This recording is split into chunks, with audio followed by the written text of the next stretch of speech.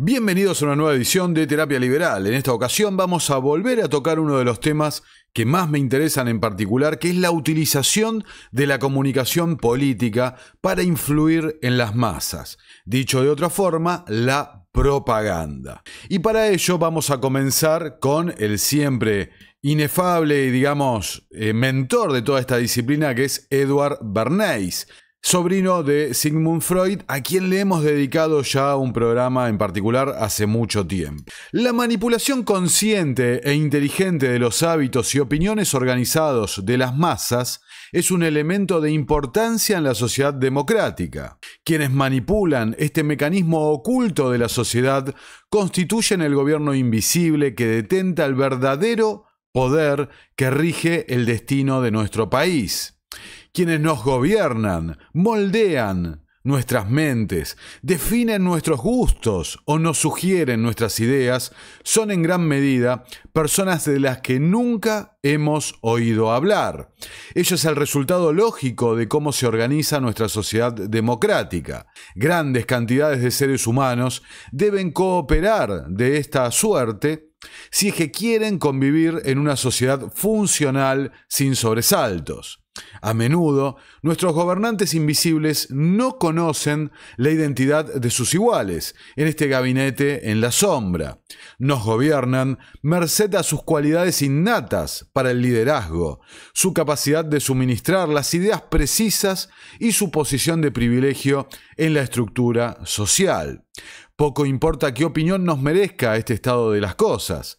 Constituye un hecho indiscutible que casi todos los actos de nuestras vidas cotidianas, ya sea en la esfera de la política o los negocios, en nuestra conducta social o en nuestro pensamiento ético, se ven dominados por un número relativamente exiguo de personas, una fracción insignificante de nuestros 120 millones de conciudadanos, que comprenden los procesos mentales y los patrones sociales de las masas. Son ellos quienes mueven los hilos que controlan el pensamiento público, dominan las viejas fuerzas sociales y descubren nuevas maneras de embridar y guiar el mundo.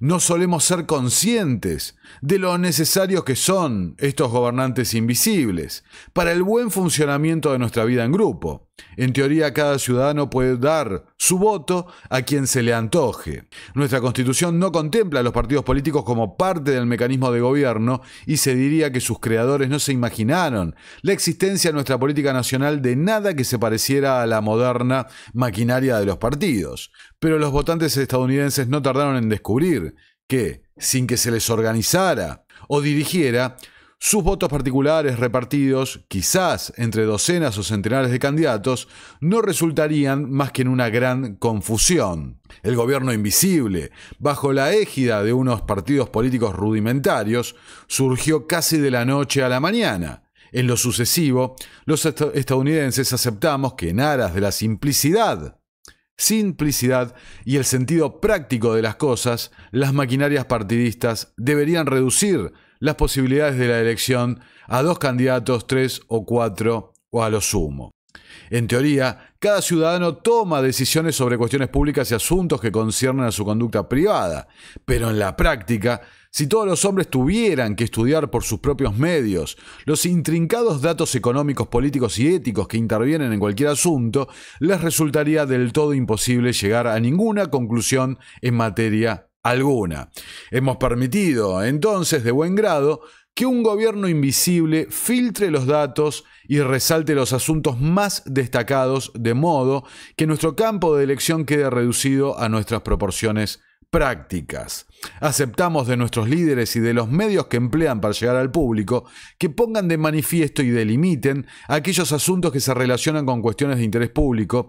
Aceptamos de nuestros guías en el terreno moral, ya sean sacerdotes, ensayistas reconocidos o simplemente la opinión dominante, un código estandarizado de conducta social al que nos ajustamos casi siempre. Esto es los primeros párrafos del primer capítulo del libro de Bernays, Propaganda, cuyo primer capítulo se llama, no casualmente, Organizar el caos. ¿Y cuál es el caos para esta gente, para los propagandistas? El caos es la cantidad de percepciones, opiniones, preferencias, gustos, la individualidad de la gente. Ese es el caos. Nosotros que defendemos un modelo de libertad, decimos que ese caos es lo que conduce a la libertad. Ese individualismo que se representa en las preferencias y elecciones que llevamos cada uno de nosotros día a día.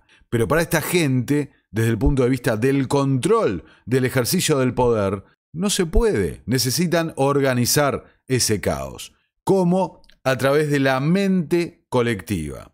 Y quienes influyen en esa mente colectiva son aquellos que se dedican a estudiar los mecanismos de la percepción, de cómo interactuamos, la sociología, la psicología profunda, ¿no? En muchos casos. Inclusive recordarán algunos que en algunos videos que he hablado de esoterismo, explicaba cómo gran parte del corpus de estudio del esoterismo se basa en eso.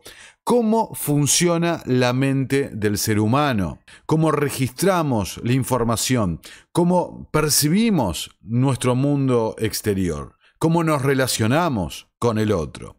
Hoy, en este video, vamos a hablar del gobierno invisible que dirige la mente colectiva, ¿no? Ilustrado de vuelta, como en el capítulo anterior, por la inteligencia artificial, cómo percibe la manipulación del discurso, de la opinión de las masas y el gran hermano. Fíjate, hasta la inteligencia artificial se da cuenta, ¿no?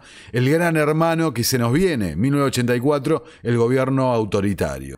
Ahora, voy a utilizar ejemplos prácticos. Voy a tomar, aclaro, política argentina, que es lo que más cerca tengo, que es lo que veo todo el día, pero si sos un espectador, un suscriptor de otras latitudes, como la mayoría de los que siguen este canal, te pido que simplemente, tomando el ejemplo que voy a dar, lo apliques a lo que ves vos en tu realidad. Y dejes en la caja de comentarios cómo se expresan estas formas, estas técnicas y tácticas de manipulación en tus latitudes, ¿no? En tu país, los partidos políticos, quienes ejercen el poder. Dicho todo esto, vamos a comenzar escuchando a Fritz Hippler, uno de los cineastas del gobierno de Hitler. Fíjense. Big firm, the secret of propaganda is to simplify complex or complicated things, to make them as simple as possible, as simple that even the less ingenious man can understand what I mean. Simplify. And then, if you had found the form which tells a complicated thing in the simplest way, when you have found this form, then, secondly, repeat it every day. Simplify and repetition. That's the secret of modern propaganda. Simplificar y repetir es el secreto de la propaganda moderna, decía Hitler, cineasta del gobierno de Hitler, ¿no? del régimen de Hitler. Simplificar y repetir. Ahora, por ejemplo, en la Argentina, ¿qué candidato fue el que pudo simplificar más su mensaje y lo repitió hasta el hartazgo? Claramente el que simplificó y conectó de esa forma más con su público fue quien ganó las elecciones, el ahora presidente Javier Milei. Trasladémoslo, por ejemplo, a los Estados Unidos. Cuando fue la elección entre Donald Trump y Hillary Clinton, ¿quién fue el que más simplificó su mensaje y el que lo repitió una y otra vez? De vuelta, el que ganó, Donald Trump. Hitler, en la misma entrevista, decía, ¿no? En un estado totalitario, tanto el cine como la prensa tienen la misma tarea que el departamento de publicidad, ¿no? Es su gran preocupación. La prensa y el cine, los medios de comunicación y la cultura popular, la misma preocupación. Repetir un mensaje, simplificarlo, que, como dice Hitler, hasta el más simple, el más sencillo de las personas pueda entender el mensaje, retenerlo y votarlo. Ahora debemos situarnos en nuestro mundo moderno. El mundo moderno es muy diferente al que había visto Bernays, al que había visto Goebbels, es muy diferente al que había visto estos cineastas que colaboraban con el Tercer Reich y demás. Es muy diferente. ¿Por qué? Porque la información está por todos lados. Antes la manipulación de la masa se daba a través, por ejemplo, de los encuentros, los mitines, ¿no?, que hacían los políticos. Es ultra conocida las imágenes de distintos políticos populistas de su época, hablando, ¿no?, con los gestos y demás, transmitiendo sus mensajes, simplificándolo y repitiéndolo para las masas y demás. Pero hoy no estamos solo en la época del cine, como en los años 30 y demás. Ya hemos trascendido la era de la televisión. Hoy estamos conectados a nuestras pantallas, ya sea la del móvil, o sea la tablet, o lo que demonios sea. Estamos conectados literalmente 24/7 los 365 días del año. Es decir, que somos más susceptibles que nunca a las técnicas de manipulación psicológica del pensamiento de la opinión pública, a la propaganda. Estamos sujetos todo el tiempo a lo mismo. Y esto ha adquirido una dimensión notoriamente exponencial, digamos, con el surgimiento de las redes sociales. Ya la arena pública, donde se siente, ¿no?, cómo viene el egregor, ¿no?, la opinión pública, se transmite desde ahí, se percibe desde las redes. Las redes actúan como una suerte de radiografía del inconsciente colectivo, de cuáles son los gustos, las preferencias y los intereses de la ciudadanía. Y muchos me dirán, y yo también lo he dicho, que sin embargo representan un porcentaje mínimo de la cantidad de gente. He mostrado, por ejemplo, el caso de Argentina, que con 1000 tweets ya se puede poner un tema en el trending topic, entre los temas más populares del momento, con solo 1000 tweets. Y en un país con 48 millones de personas, 1000 tweets realmente no representan mucho. Pero sin embargo, en esa generación de contenido, que luego se replica a los medios de comunicación masivos, se replica a la opinión que dan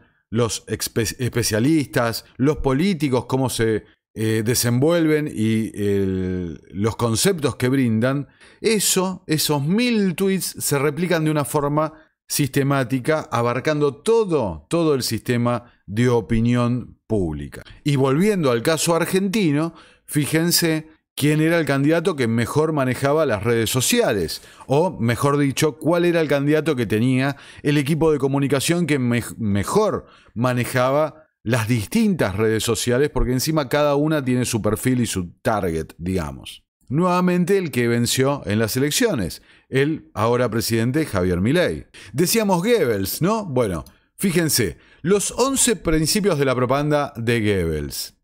Dice, los estados autoritarios, esta nota de Psicología y Mente, por sus propias ideas fundacionales, siempre aspiraron a controlar a todos los individuos que amparara su ominoso paraguas ideológico. En este sentido, definir el camino mediante el que moldear lo más íntimo de todo ser humano, su pensamiento, siempre fue una de las principales metas a conquistar. Esto, unido a los que les leí de Bernays, fíjense cómo, y ha sido el interés de este canal en mucho tiempo, cómo se combina la psicología, el marketing, la propaganda política, que redunda en la manipulación de la mente, con las ideas de la escuela de la Public Choice. Ahí cuando leía a Bernays, fíjense las similitudes, ¿no? La escuela de la Public Choice que, por ejemplo, destroza el sistema democrático como una falacia realmente de representación y demás, e inclusive con el llamado mito del votante racional, demuestra que la gente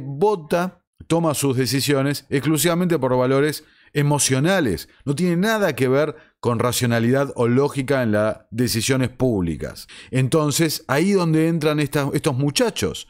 Un secreto bastante guardado, que lo mostré en el video que hice sobre Bernays, es que Bernays colaboró, asistió, asesoró, no sé hasta qué nivel, a Joseph Goebbels. Goebbels era un admirador de Bernays, tenía su libro Propaganda, lo expresó en numerosos reportajes, pero Bernays también había ido a Alemania, e inclusive cuando recordemos, ¿no?, que el régimen nazi gozaba de popularidad en los Estados Unidos, hasta Hitler fue elegido persona del año por la revista la Times.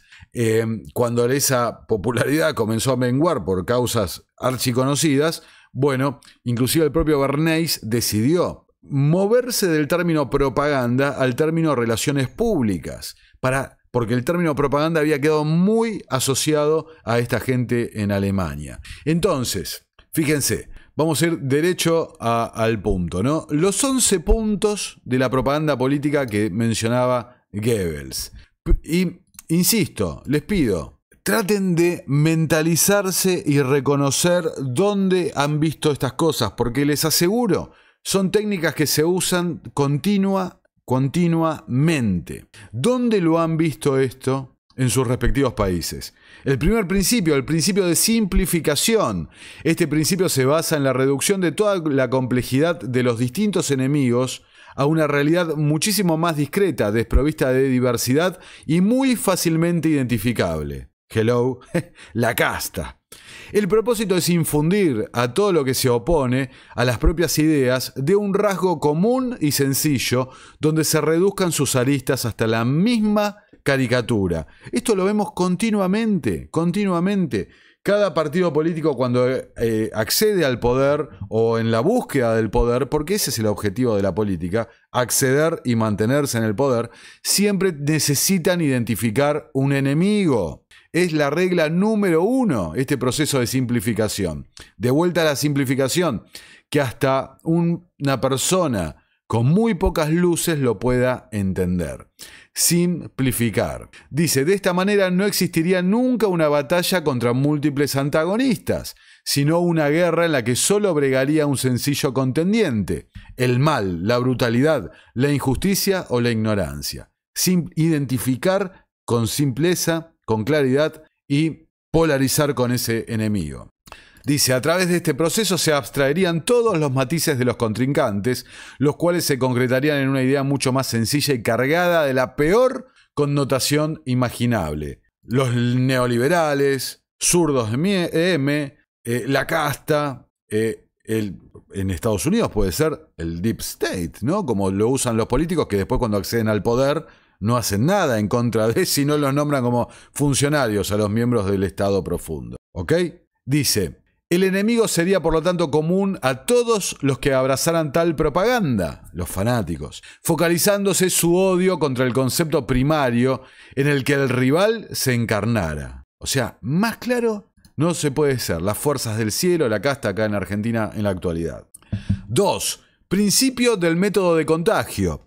Este principio está asociado al anterior, sus objetivos son sencillos, además de simplificar los hechos, se pretendería dispersar una serie de atributos a todos los sujetos que se acojan a ideas opuestas a las propias. A menudo son adjetivos de contenido negativo, humillante y o ridiculizante.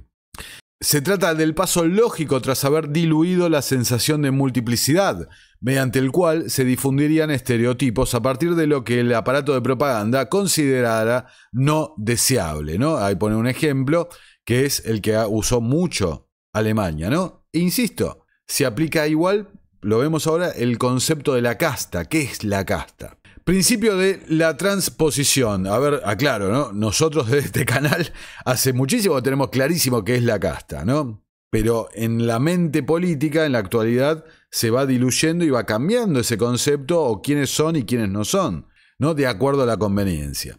Principio de la transposición, el número 3. En el momento que se fuera objeto de una acusación ineludible, sería necesario señalar al otro por exactamente el mismo error que ha hallado en nuestra manera de proceder. ¿Sos un ladrón? Bueno, vos sos un ladrón peor. Vos robaste peor, ¿no? Ese es el ejemplo. En política puede observarse cuando trascienden casos de malversación o apropiación indebida hasta la opinión pública, ¿no? Tú también lo hiciste peor que yo, dice el artículo. 4. Principio de la exageración y la desfiguración. Este principio prevé que todo error del otro ha de ser aprovechado de forma inmediata. Para ello se procedería a desdibujar su relevancia y alcance, de modo que pareciera un suceso mucho más grave o negativo para los propios intereses de lo que realmente es. La caída de un DNU, la caída de una ley, etc. Se buscaría trazar amenazas en casi cualquier acto que el enemigo llevara a cabo, incluyendo a aquellos a los que solo se les pudiera atribuir importancia anecdótica o circunstancial. En este supuesto no se caricaturizaría a los individuos o grupos, sino a su forma de comportarse, cerrando así el círculo maligno de la demagogia. Quinto, principio de vulgarización. Este principio propone que las propiedades de los mensajes a comunicar han de adaptarse al nivel de los individuos que van a recibirlo y en concreto al menos inteligente de todos ellos. No sé si se acordarán algunos, ¿no? La campaña presidencial de la Rúa en el año 99, que decían los comunicadores, está dirigida a gente de 13 años. O sea, habían identificado que la persona con menos luces de su potencial votante, tenía la capacidad mental de una persona de 13 años. Y ahí dirigían el mensaje, ¿no? Que hasta el menos inteligente lo pudiera comprender. Dice, a través de este proceso se eliminarían todos los matices complejos. Simplificar, simplificar, simplificar. Fíjense, porque esta propaganda va dirigida a la masa y no a los que la forman a la masa. A la masa la forman individuos. Entonces, aprovechando que los grupos son más fáciles de convencer que los individuos aislados y que también se olvidan más rápido, ahí va dirigido a la mente grupal de la masa, como dice ahí el ejemplo que conté, 13 años. Principio de orquestación. Las ideas que se quieren transmitir a la masa han de repetirse de forma continuada, usando distintos prismas y ángulos, pero insistiendo única y siempre en el mismo concepto. Y fíjense, esto de repetir, repetir, repetir, repetir, dice que la gente le atribuye credibilidad al mensaje, coherencia al mensaje. La repetición una y otra y otra y otra vez, la gente, la masa, asocia que el mensaje es coherente y creíble. Que además, por supuesto, aumenta la cantidad de oportunidades donde está disponible para el acceso a la gente ese mensaje. Principio de renovación. El propósito sería generar tantas acusaciones que la víctima no dispusiera de margen temporal suficiente para excusarse o demostrar su falsedad. Pues en el momento en que intentara liberarse de todo su lastre, el discurrir del tiempo le habría relegado a una situación de irrelevancia o el público ya no tendría interés en lo que tuviera que decir. En definitiva, el propósito es abrumar al rival y sobresaturar al pueblo. 8. Principio de la verosimilitud. Toda información debería estar sustentada por el mayor número de fuentes posible. En particular, si las inventás vos mismos, ¿no? O las financiás vos. Que por supuesto resulta muy viable en un estado totalitario que tiene un ministerio de propaganda o una secretaría de comunicación. Dice, en el mismo principio se contemplaba también la posibilidad de camuflar mentiras dentro de una noticia objetivamente cierta, haciendo que estas mentiras fueran más fácilmente digeribles para el público en general. Por supuesto que otro punto es la media verdad, ¿no? Dar únicamente una versión simplista y sesgada de la realidad. 9. Principio de la silenciación, pero agregando lo que dije recién. Visión simplista, sesgada de la realidad con una media verdad, con la media verdad que le interesa al fanático, no con la parte completa para un análisis racional de la situación. No. La parte que le interesa al fanático propio, no la parte que puede ser contraria, que puede alimentar al enemigo político. Por eso las medias verdades. 9. Principio de silenciación. Este principio tiene el objetivo de acallar todas las noticias positivas sobre los rivales o no cederles, ¿no? Darle errores no forzados, diciendo cosas que les convenga, usando los medios de comunicación afines a la causa. Lo vemos continuamente, fíjense.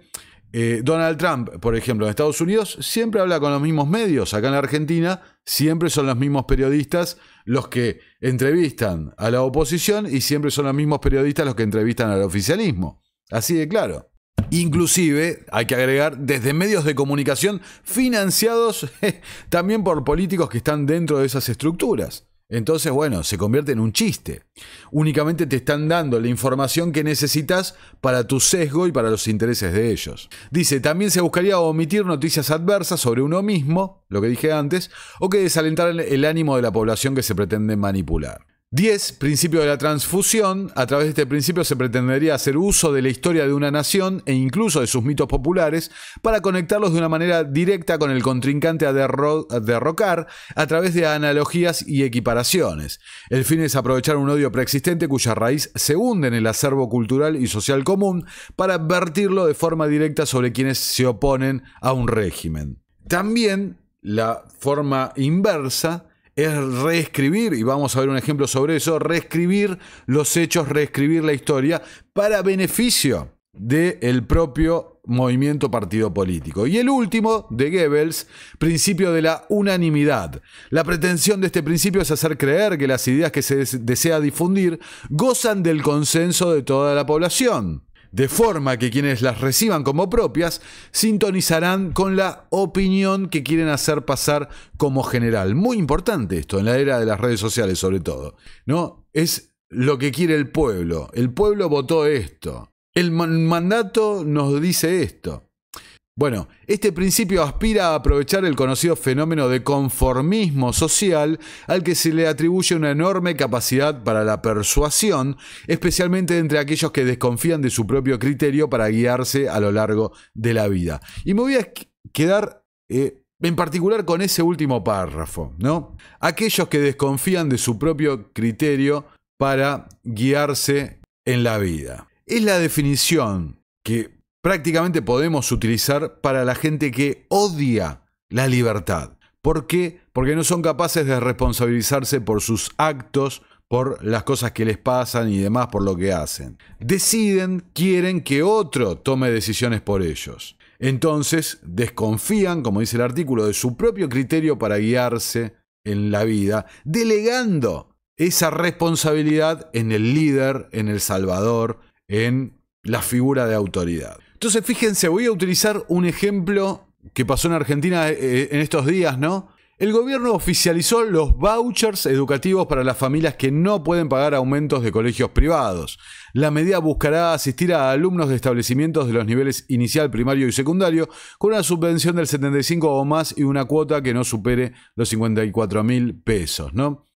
¿Por qué les traigo esto? Porque la idea del sistema de vouchers, popularizada por Milton Friedman, una idea que se ha utilizado en algunos países europeos, básicamente se defendió durante la campaña, se promovió como un caballito de batalla, luego se dijo en la campaña de que bueno, que era una cosa que iba a venir con el tiempo, que no era una prioridad. Sin embargo, hoy vuelven a la carga con este plan social al que bautizan voucher educativo, y todos los medios de comunicación afines al gobierno e inclusive algunos opositores se refieren a él como están implementando el sistema de vouchers. Un voucher es un cupón que es redimible. Ahora vamos a escuchar lo que decía, fíjense, Milton Friedman al respecto.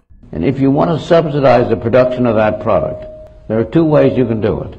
You can subsidize the producer or you can subsidize the consumer. In education, we subsidize the producer. We subsidize the school. If you subsidize the student instead, you would have competition. The student could choose which school he would go to, and that would force the schools to improve and to meet the taste of their students. Básicamente esa es la idea de Friedman. Retirá el subsidio a la oferta, al colegio, dáselo al alumno. Entonces dice, fíjense. You have to have a situation in which the parents are free to choose the schools their children go to. They aren't now. Today the schools pick the children. The children are assigned to schools by geography, by where they live. As I said in 1955, take the amount of money that we're now spending on education, divided by the number of children, and give that amount of money to each parent. Toma todo el dinero que se gasta en educación, dáselo a los padres que tengan niños en edad escolar y a través de un voucher, y que ese voucher, lo cambien, lo canjeen en el instituto educativo. Clarísimo, realmente clarísimo. Ese es el sistema de vouchers.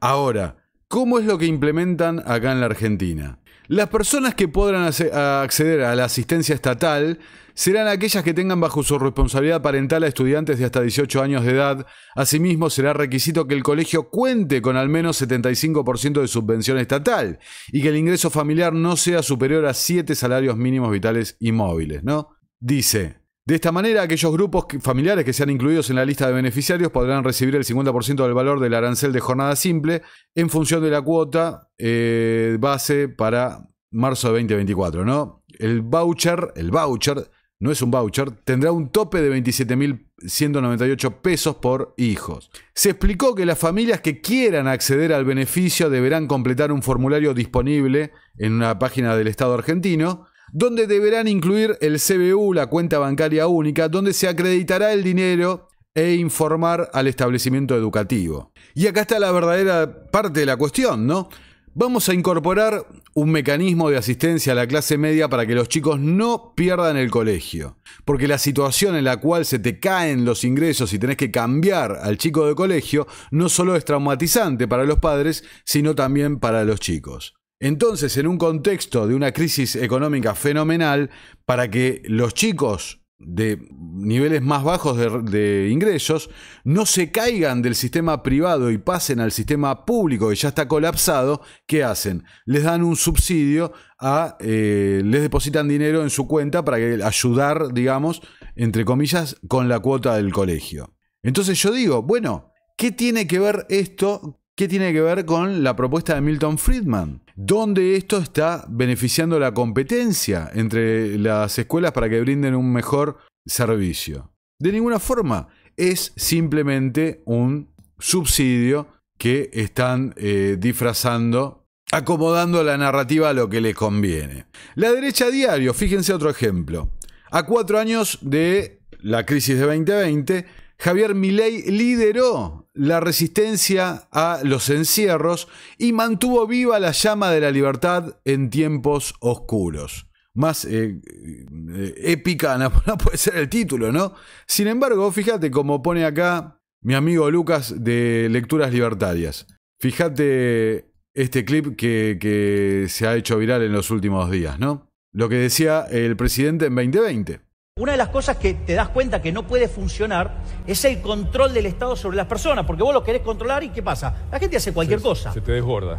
Exacto, los irresponsables que andan por la ruta, digamos, y un montón de gente. Hay que mejorar el control estatal. Lo que vos tenés que hacer, porque vos cuando tenés un enfermo con estas características genera una externalidad negativa sobre el resto, o sea, vos contagiás a otro. O sea, tu irresponsabilidad contagia a otro. Entonces lo que vos tenés que hacer es alinear los incentivos. Y ahí sí actuó bien el gobierno, por ejemplo, en el día de ayer. Fue brillante lo que hizo. ¿Vieron el caso del italiano? Sí. Bueno, ese caso es brillante. Eso es lo que debería hacer el gobierno.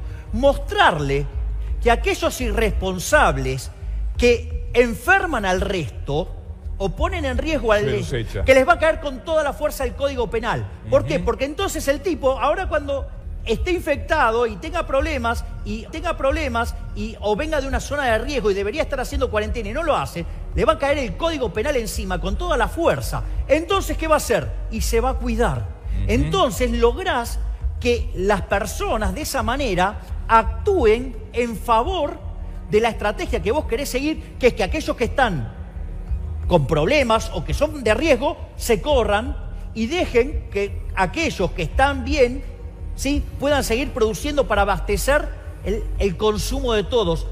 Bueno, ahí lo tenían, ¿no? O sea, digamos, fíjense, yo hace muchísimo tiempo tengo fijado acá en mi perfil de Twitter Sarita, esta señora mayor, que fíjense la imagen, ¿no? 3 policías acá en la foto, pero eran un montón más de policías realmente que estaban tratando de encerrarla. La señora decía: estoy sola, no hay nadie en la plaza, quiero tomar sol. Lo mejor de todo, que Sarita tenía razón, era la vitamina D la clave, ¿no? Pero bueno, o sea, digamos cómo sigue esto. Fíjense, ahora les voy a traer un par de artículos, ¿no? Hablando de quiénes son estos que constituyen ese gobierno invisible que nos manipula. ¿no? Los consultores, los expertos, asesores en comunicación y demás. GDA.com, fíjense que levanta una nota de La Nación, pero La Nación curiosamente no la tiene más, esta nota. Disculpen que se lee así tan clarito, ¿no? Pero bueno, vamos a hacer lo posible. Dice, elecciones 2023, ¿quiénes son los estrategas de campaña detrás de los principales candidatos? Son amigos. En algunas campañas trabajan juntos y en otras compiten entre sí. Uno creó la consultora, los otros son sus dueños actuales. Estudiaron o trabajaron o conocen bien el mundo duranbarbiano de las campañas, refiriéndose a Jaime Durán Barba. Y ahora asesoran o tienen la oreja de precandidatos de los 3 principales espacios que compiten por la Casa Rosada. Esos 3 amigos son Derek Hampton, Diego Hampton, Guillermo Garat y Santiago Caputo. Derek Diego Hampton fue el principal asesor de campaña de Patricia Bullrich en materia de comunicación. Guillermo Garat fue consultor del fallido proyecto de Guado de Pedro, quien se bajaría, ¿no?, en favor de la candidatura de Sergio Massa. Y Santiago Caputo fue, como todos saben, el asesor de comunicación del actual presidente Javier Milei. Dice, juntos encarnan una curiosidad de la política actual. El primero asesora a Bullrich, el segundo puso sus talentos a favor de la fallida postulación de Guado de Pedro, y el tercero habla de política de campañas de la vida con Javier Milei. ¿Cómo se llamaba la consultora? ¿Cómo se llama? Move Group. Fíjense, acá la tenemos en Twitter, el Move Group, que no publica tweets hace bastante tiempo. Este es un tweet de 2020. El ADN político argentino, el 19 se dice peronista y de izquierda, 16% peronista y de derecha, 4% antiperonista y de izquierda, 22% antiperonista y de derecha. Es decir, que fuera de ese eje peronismo-antiperonismo, en la pelea particular derecha-izquierda, hay una notoria, según Mob Group, en esta investigación que ha hecho, una notoria preferencia por las ideas conservadoras de derecha y demás. Lo que viendo estos números me parece que no es casual si uno tiene una consultora política que busque trabajar con candidatos más cercanos a las ideas conservadoras, ya sean peronistas o no peronistas, o outsiders de derecha que involucren gente del peronismo en su armado, ¿no? O sea, digamos. Pero bueno, sigamos. Hampton, Garat y Caputo son apenas 3 de los varios expertos en campañas nacionales y extranjeras y extranjeros que circulan por toda la Argentina. También está Antoni Gutiérrez Rubí, el catalán que asesora desde hace años a Cristina Kirchner, Sergio Massa y a otros referentes del Frente de Todos. O el también catalán Yago de Marta, que aporta su visión a Horacio Rodríguez Larreta, como antes dialogó con Daniel Scioli. Acá la revista Noticias le pone rostro y color a la nota. Gurúes 2023, los cerebros de las campañas, ¿no? Antoni Gutiérrez Rubí, que su libro está prologado por Jaime Durán Barba. Miren qué curioso, ¿no? Federico Di Benedetto, que es quien manejó la última parte de la campaña de Horacio Rodríguez Larreta, según reportan estos medios, en contacto, ¿no?, con un diálogo abierto con Jaime Durán Barba. Entonces, insiste con lo mismo, los consultores que están a cargo de la estrategia de los 4 candidatos son Antoni Gutiérrez Rubí con Massa, Federico Di Benedetto y Durán Barba, que trabajan para Larreta, Diego Hampton para Bullrich y Santiago Caputo para Milei. Una carga habitual de quienes se dedican a analizar los humores sociales es que tienen que convencer de sus teorías electorales a los propios, y cuando sus análisis fallan son los primeros en recibir las críticas. Hasta la irrupción de las redes sociales, la comunicación política era más vertical, el líder hablándole a la masa y los estrategas trabajando para reforzar esas relaciones. Hoy los vínculos son más horizontales porque a través de las redes sociales la comunicación se volvió mucho más directa y la interacción es constante, lo que hablamos antes. Los equipos de campaña tienen identificados los sentimientos con los que conviven los votantes. Hay frustración, esto es al comienzo de la campaña, angustia, abandono y una necesidad grande de buscar estabilidad y paz, dicen. Todos conceptos que aparecen vinculados a temas de economía y de inseguridad. Y fíjense lo que dicen, que va a estar conectado a una siguiente nota. Todos los candidatos saben que la expectativa con la política es muy baja y cada uno lo expresa de alguna forma. Javier Milei habla de terminar con la casta, Bullrich propone un cambio drástico con la consigna si no es todo, es nada, Larreta comenzó su campaña hablando de ni Macri ni Cristina, y Cristina Kirchner se refiere a la insatisfacción democrática. Es decir que en términos generales todos los equipos de campaña tienen en claro la emoción que predomina en el electorado. El desencanto es parejo para todos. En ese sentido, entonces, la principal tarea de sus estrategas de campaña es identificar la demanda para luego trazar el plan de comunicación segmentada que requiere personalizar el mensaje para cada grupo social al que se dirigen. Después la nota hace un perfil un poco de cada uno de los consultores y fíjense lo que dice sobre Milei, que también lo vamos a tomar más adelante. El estratega de Milei es mucho menos conocido y más joven que sus colegas, se llama Santiago Caputo y se sabe muy poco de él. Es familiar de Nicolás Caputo, aunque no tienen mayor relación, e hijo de Claudio. Caputo tuvo la ventaja de que cuando llegó al equipo de campaña de Milei ya estaba Mario Russo, que es quien trabajó el concepto de confrontar con la casta, una marca registrada en los discursos de Milei creada por Ramiro Marra. Acá lo tenemos a Mario Russo para noticias también. El ex asesor comunicacional de Javier Milei explicó por qué se alejó de la Libertad de Avanza y detalló el origen del concepto de casta. Las castas y el nepotismo están en la esencia sociobiológica del ser humano, diría. Y agrega, cuando lo conocía Javier tenía como idea inicial no romper con todos los liberales que tenía alrededor y generar una campaña acorde a los populismos de derecha que hay en el mundo. Uno de los conceptos fundamentales para instalar esa discusión y división entre dos grupos antagónicos, Bert Goebbels, por un lado un pueblo puro y sano, la gente de bien, y por el otro lado la política. Era entonces instalar la idea de casta. Esta idea, dice, ya tiene 15 años, pero en Argentina somos poco adeptos a los libros. Y cuando pasan las cosas en Europa o Estados Unidos no nos damos cuenta. Este concepto ya fue utilizado por Podemos, el partido de ultraizquierda español. ¿No? Fíjense lo que decía Mario Russo, de dónde surgió la idea de casta. La Nación escribía en 2022, dentro del segmento del Juntos por el Cambio, la era post-Durán Barba. Horacio Rodríguez Larreta y Patricia Bullrich apuestan a nuevos gurúes y estrategas para su interna. Esto es cuando Federico Di Benedetto se dedicó más de lleno y Durán Barba lo veía más de por afuera, ¿no? Por arriba supervisando.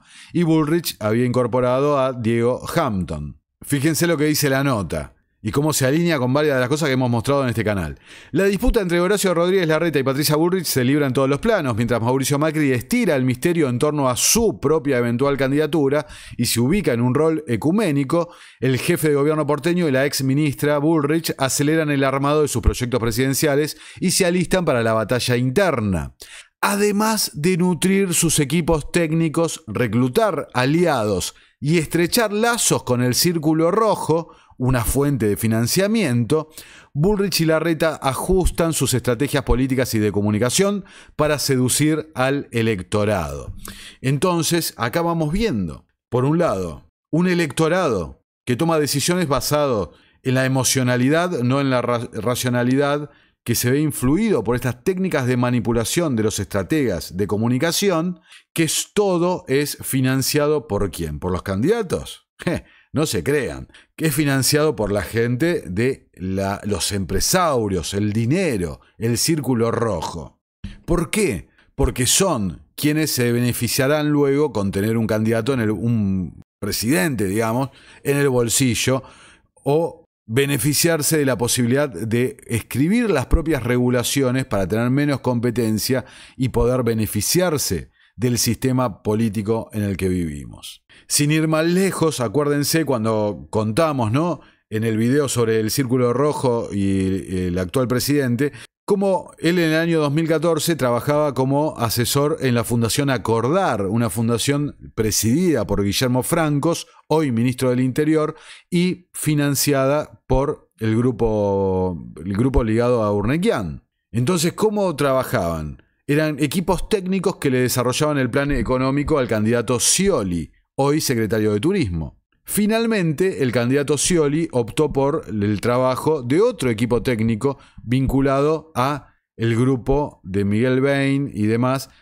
más cercano a Eduardo Elstein, otro otro, el Pope quizás del Círculo Rojo en la Argentina. Entonces funciona así, el Big Money le aporta a los equipos técnicos, le aportan presumiblemente los equipos de comunicación, todo para seducir a vos, yo, los que pongan el votito en la urna. Y fíjense lo que menciona la nota. Dice que se organizó una reunión entre el que era, con el alejamiento de Durán Barba, el coordinador de la comunicación del PRO, Fernando de Andrés, con el consultor político Guillermo Raffo, frente a la preocupación de Macri por la irrupción de los libertarios. Su intención, dice, era ordenar la multiplicidad de voces en la conducción partidaria para no desperfilarse.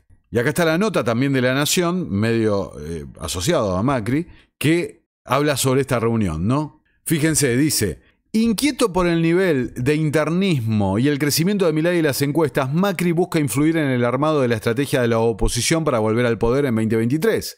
Tras pedirle fair play a Larreta y Bullrich, quienes no ocultan su inquietud por la indefinición de Macri sobre si jugará o no en los próximos comicios, el expresidente pretende fortalecer al PRO y evitar que pierda la frescura frente al avance libertario. No podemos entregarle la novedad o el perfil disruptivo a Milei, señalaron cerca del expresidente. Macri insiste en el que el PRO debe ser el garante institucional, insisto, del cambio. Ahora, volviendo a la previa, ¿no?, de la campaña, la era post-Durán Barba, que dice La Nación, fíjense, ¿no?, y sumado a eso que contaba de Macri. Al igual que la mayoría de los consultores, Hampton alertó a Bullrich sobre un clima social inquietante de cara a los próximos comicios. Percibe un creciente desinterés en la política y un profundo pesimismo sobre el futuro en la opinión pública. Según fuentes de su entorno, el consultor de Bullrich está convencido de que la polarización se acentúa y que hay una demanda de cambio del status quo. A diferencia de los estrategas de Larreta, que consideran que la avenida del medio o el centro moderado es más una construcción de la política que de la opinión pública, y entiende que el fenómeno libertario de Milei tiene sobre todo un componente antisistema. Capitaliza el malestar con la clase dirigente por la crisis económica con una mirada maniquea,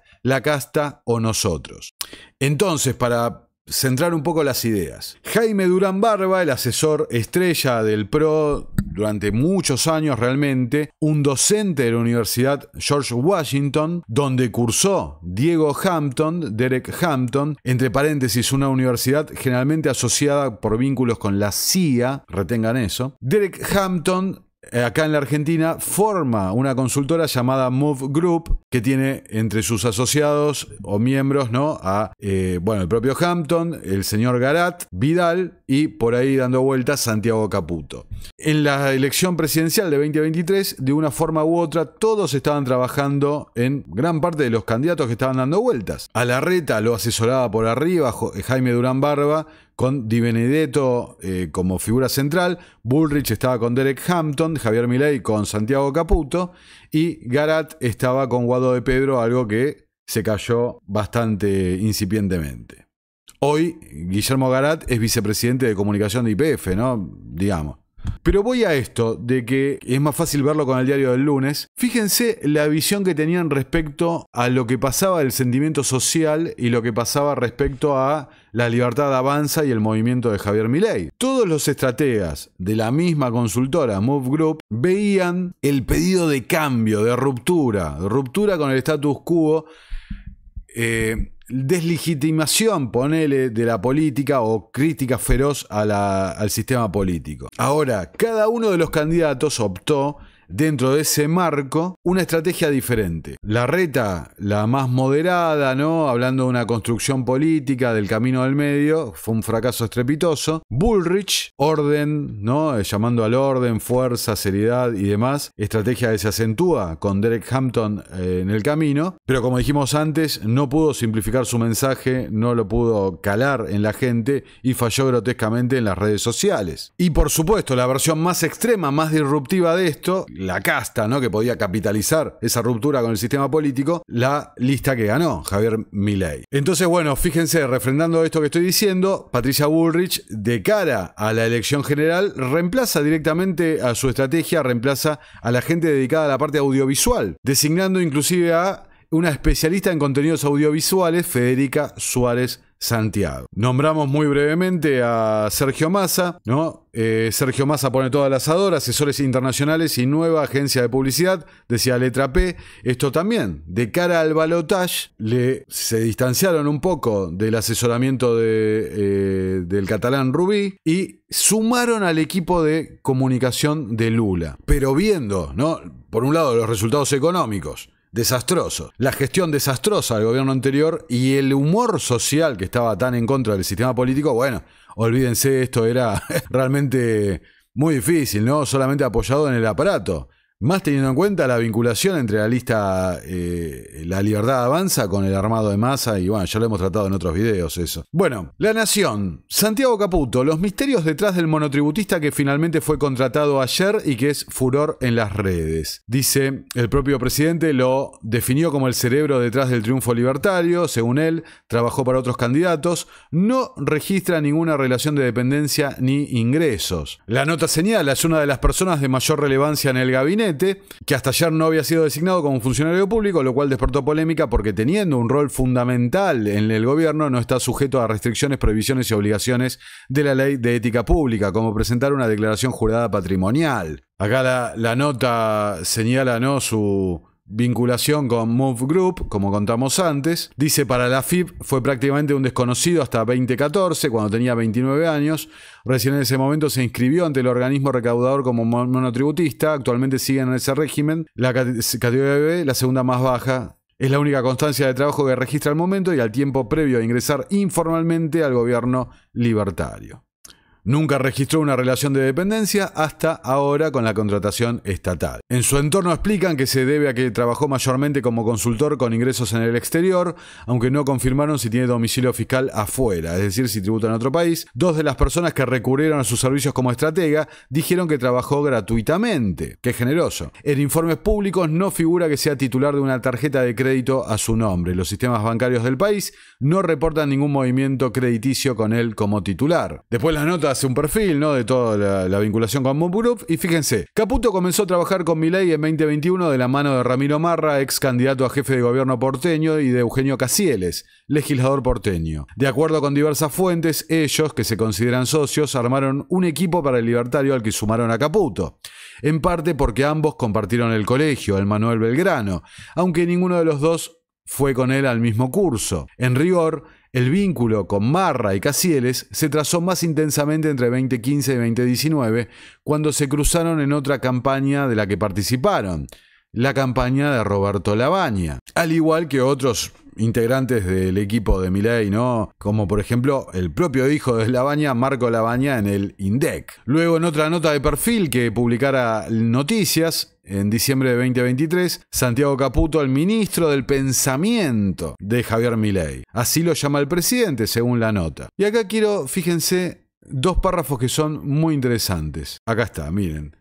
Dice la nota, Caputo estudió 3 años de Ingeniería Informática en la Universidad de la Defensa Nacional, interesado en unirse a la ex CIDE, para desarrollar tecnología para hacer espionaje. Sin embargo, tras descubrir la realidad cotidiana del trabajo de un espía, comprendió que no era tan romántico como se imaginaba. Cambió su enfoque y se pasó a Ciencias Políticas en la Universidad de Buenos Aires. Dice que a través de conexiones personales conoció a Jaime Durán Barba.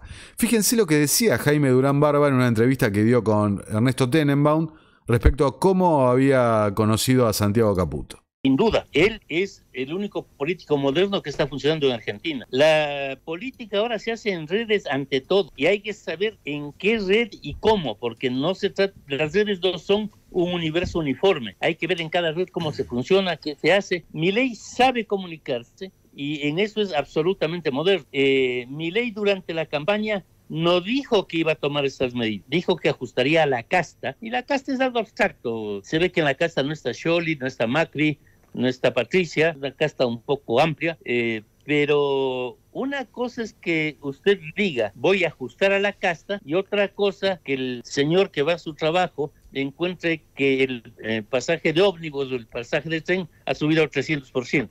No es lo mismo. Jaime, tengo dos preguntas antes de despedirte. La primera, Milei y todo el mundo está hablando de que hay un hombre que está pensando al lado de Milei, que no figura públicamente, salvo algunas fotos, que se llama Santiago Caputo. Y cuando uno mira la historia de Caputo, ve que trabajó en los equipos Durán Barba. ¿Usted lo recuerda? ¿Puede contarnos algo de Santiago Caputo? Desde luego, es una persona con la que trabajé bastante tiempo. En el 2007, Filmus metió gente de la CIDE en una oficina en la calle Libertad para decir que hacían campaña sucia y me enjuició. Esa oficina se llamaba Durán Barba y Asociados y ahí estaba Santiago, estaba Rodrigo Lugones.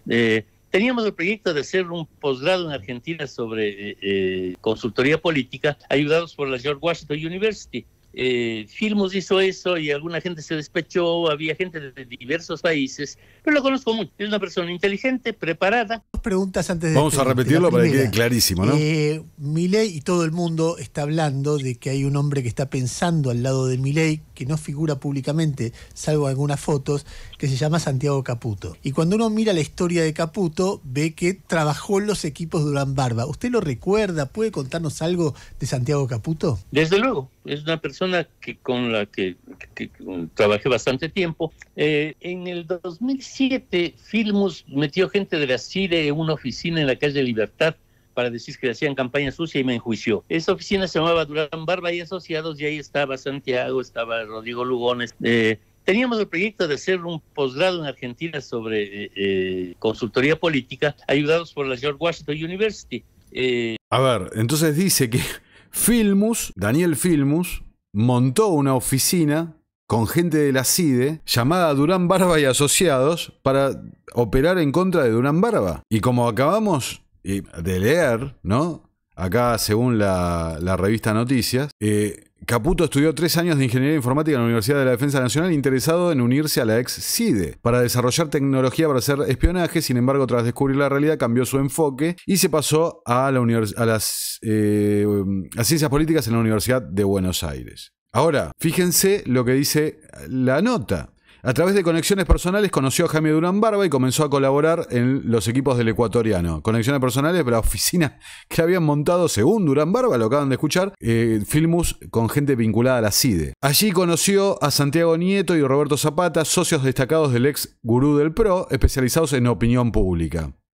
La intensidad y la pasión del trabajo lo llevaron a abandonar la carrera a solo 4 materias de recibirse para dedicarse por completo a la consultoría política a través de la consultora Move Group, junto a Rodrigo Lugones, Guillermo Garat y Tomás Vidal. Entonces, volvemos a lo que dice Durán Barba. En la calle Libertad para decir que hacían campaña sucia y me enjuició. Esa oficina se llamaba Durán Barba y Asociados y ahí estaba Santiago, estaba Rodrigo Lugones. Teníamos el proyecto de hacer un posgrado en Argentina. Estaba Rodrigo Lugones, Santiago Caputo, con el proyecto de hacer un posgrado en la Argentina. Sobre consultoría política, ayudados por la George Washington University. Sobre consultoría política, ayudados por la George Washington University. De ahí, Lugones, Caputo, Hampton y Vidal y Garat van a trabajar a Move Group, ¿no? A hacer la consultoría, bueno, todo lo que describimos antes. La George Washington University, acá estoy especulando, realmente no hay nada que lo pruebe lo que estoy diciendo, pero la George Washington University, vinculada a la CIA, que eso sí es público y notorio, hacía un posgrado para trabajar en consultoría política en la Argentina con toda esta gente. Gente que se dedica principalmente a trabajar con sectores más vinculados a pensamiento de derecha y demás, evidentemente más alineados con los intereses de los Estados Unidos. Vamos a dejar este punto acá, cada uno saque sus conclusiones respecto a qué es lo que está pasando ahí, ¿no? Ahora, fíjense lo que decía esta nota de Noticias, que es algo que yo no lo había leído, pero está muy alineado con algo que vengo diciendo hace muchísimo, ¿no? Respecto al experimento de la libertad avanza. Habla de cuando se estaba escribiendo el discurso que diera Milei respecto a, por cadena nacional, respecto a la necesidad del ajuste y el estado de cómo recibió el país. Fíjense, dice: otra vez se avanzó sobre la idea del ajuste. Este punto es tal vez el más novedoso del gobierno de Milei, porque su ascenso al poder estuvo acompañado del mandato de achicar los gastos y liberar los precios, y es una de las cruzadas más importantes de sus primeras semanas de gestión. Incluso desde el oficialismo deslizan que en conversaciones subterráneas con la oposición, todos alientan al presidente a que tome las medidas necesarias para ordenar la economía. En algún punto, todos están alineados en los intereses, porque la oposición se muestra en desacuerdo con el ajuste frente a su electorado, pero no de espaldas, a escondidas al electorado. Y Milei toma las medidas que van en línea con sus ideas, sin mostrarse juntos frente a la sociedad. Es un win-win para Milei y para la oposición, del que Milei cree que tiene más que para ganar que para perder.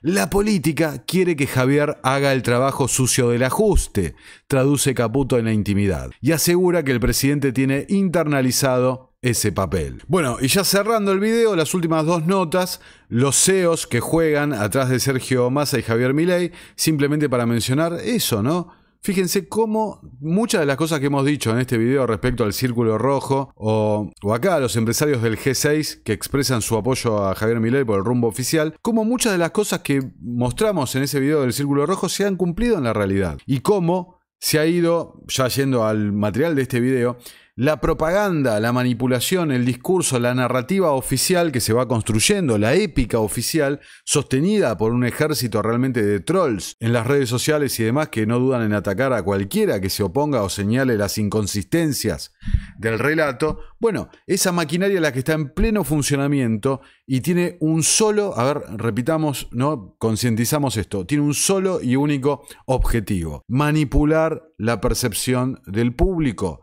para inducir el voto, mantener el poder en los procesos electorales. La comunicación política siempre y en todo lugar tiene el mismo objetivo. Como decía Bernays, como decía Goebbels, como decían modernos pensadores de comunicación como Jacques Ellul, todo se basa en lo mismo: la manipulación para que ese gobierno invisible que controla y manipula a la sociedad siga haciéndolo. Un gobierno invisible que se ven como un escalón por arriba, como los mejores y quienes tienen derecho a gobernar. Y un escalón por abajo, los que entienden la mecánica de cómo funciona el sistema político para beneficiarse ellos, ¿no? Para su propio provecho. Y ahí lo tenés, los miles y miles de ejemplos que hemos mostrado en ya tantos años que hacemos esto. Así que la solución, la manera de protegerse, no es, pueden hacerlo, pero no es ir a estudiar a Jung, estudiar psicología y demás, sino simplemente ejercer el pensamiento crítico, pensar y educarse, informarse. Recuerden, como se dice por ahí, los tres enemigos de la humanidad: la ignorancia, la ambición. Y quizás uno de los peores, el fanatismo, ¿no? Que te niebla, te cierra la posibilidad de ejercer el pensamiento crítico y ver realmente lo que está pasando, mientras te manipulan como ovejas que te llevan al matadero. Dicho todo esto, soy Nicolás Martínez Laje, esto es Terapia Liberal. Los que quieren mantener el proyecto vivo encontrarán el enlace en la descripción, especialmente por Patreon, ya lo comenté. Así que bueno, muchas gracias por estar ahí y nos vemos en un próximo y nuevo video. Los leo en la caja de comentarios. Hasta luego.